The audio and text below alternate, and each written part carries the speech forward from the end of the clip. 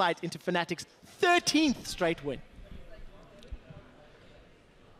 Thank you, Quickshot. I'm joined here by Reckless from Fnatic after their win, and it was very hard fought. And I do want to ask you about the early game because you lost a lot of kills and were down a lot of gold very early on. Yeah, basically we had a level 1 strategy going into the game, judging off their previous level 1 strategies. So we just tried to like form a strategy towards what they were usually doing, and then they ended up doing another strategy that, like in 12 games they did a specific thing, and then in this game they changed up completely. So we got kind of caught off guard with that, and we ended up getting 2 kills level 1, and then they had like a huge advantage in pretty much every lane to begin with. And aside of that, we had weak matchups on pretty much every lane as well. So it was like really hard to keep the team solid in early game without getting too snowballed down. So sometimes, you know, when you win these games, it's like kind of hard to tell if you win because you're the better team and that's why you come back into the game and make these like clutch decisions where you get towers for nothing, or if they are just not good enough to keep us off those towers or the ways we can come back into the game. So it's kind of hard to tell, but I still feel like we kind of did what we could with the champions we had and the situation we were in, so I'm pretty happy about that win. Well, I did want to ask you about how you just identified those opportunities, because yes, you were down in the early game, but how do you say, oh, this is the team fight that we need right now? Well, basically, all the champions in the game have their own power spikes, right? So if I'm strong at a certain moment, maybe the enemy is also strong, but he has more farm than me, so he's obviously stronger. But in this type of scenario, for example, for my role, I'm strong at like level 11 with Corki, so we tried to work around that, even though Lucian was like 2 or 3 levels up on me. And then also just like very, very solid shot calling from Yellowstar, I think kept us in the game, and he was making sure we made the right decisions at the right times instead of just going for a fight that we were not going to win and then ending up giving even more kills than we were already giving, and then that would make the game impossible to come back in. So definitely I think Yellowstar shot calling like kept us in the game and allowed us to take these towers for free and eventually come back enough so we could win a team fight and then turn that into a Baron. Yeah, well, it was very impressive. This is your second win now over H2K, but moving forwards tomorrow, you're up against Origin. Do you think they're going to be a stronger or weaker opponent than H2K today? I've always thought H2K is a tad higher than Origin, but at the same time, I don't think either team is a bad team in any sense. So definitely, I think tomorrow will be as tough as today. But at the same time, I feel like H2K had a very solid plan going into the game, so maybe I have to expect the same from Origin, or maybe they just go with what they their standard style. But we'll see. We'll just make sure not to die twice level 1, and then maybe we can have an even game. Yeah, well, we will see indeed, Reckless. Thank you very much for joining me. We're going to throw it over to the analyst desk to break down that crazy game. Thank you so much. Well, first I got to ask Ducky, of course, about what Reckless just said. H2K a little bit better than OG. Tomorrow's the matchup. What are your thoughts?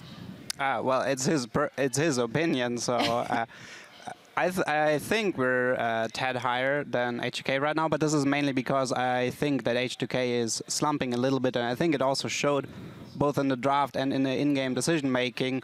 I just hope that we can be a little bit more solid with our strategy tomorrow, and I think we will give Fnatic tomorrow a harder match. Well, as you say, the draft from H2K in this one, let's get the team comp graphic up on the screen, because you guys, if I could have recorded it, you guys were just quite disappointed in H2K's draft. That's understating. Let's start off with the bans, because sort of like the plan from H2K here is target Reignover.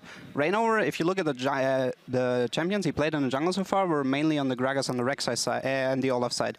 So if you ban the Rek'Sai and the Olaf and you first rotate the Gragas, you force Reignover on something new.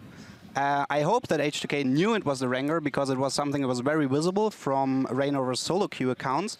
And yeah, they pretty much wanted to push Reignover out of his comfort zone and onto a non-tier jungle while getting the Gragas. So that part of the strategy was actually really solid.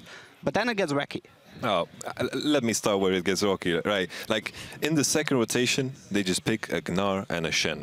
And it makes very little sense, because it's not contested picks. It's not picks that are going to disappear from your hand simply because the enemy team has revealed the Rumble already.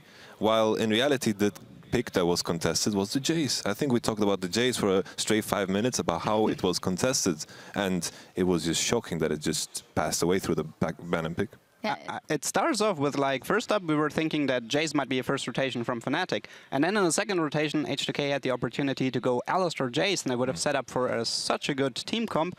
And then they end up also giving away the Jace when Fnatic already has the Corki and the Rumble in the first rotation, which somewhat hints towards this poke-style comp. And they also didn't pick Engage. They just had no Engage. There was a Shenton and a Gragas, completely unreliable. And you have to know this is coming. Like, Fabian is infamous for his Jace. Yeah, so you guys were ready to throw in the towel for H2K when the game started, let's be honest here. And then this happens. Let's pull it up on the screen. Reckless talked about it. We scouted H2K, we know what they're going to do, and they mixed it up. We have it fast-forwarded here, because up until now, everything's fine. Two things I want to pay attention to is the Jace in the mid lane, who's not moving one bit, so there's definitely no support that he could, for example, walk over the Wraith Brush in the team. And then Reignover completely, I don't know what he... Reignover commits Sudoku. That's basically it. Like, no, that is such a solo queue move, and I bet he just bit his tongue after he did that. Making a number puzzle there and end up giving 2 kills to Gnar. So much like when Fnatic shut down Odoamne in their last meeting, they said, now you get a head start from us, but we're going to shut you down after. Let's get the second replay up on the screen. At Baron, Ducky, you had a lot to say about Fnatic's Baron control, but is this Fnatic's call around Baron, or is this H2K's mistake? There's two main things that's happening here, which is Lulex is completely split from the team. Gnar has to TP where Rumble is already there, and Lucian on the top side is doing nothing. Huni did an absolutely amazing Rumble ult from max distance over the wall. It was just, it completely won the team fight alone.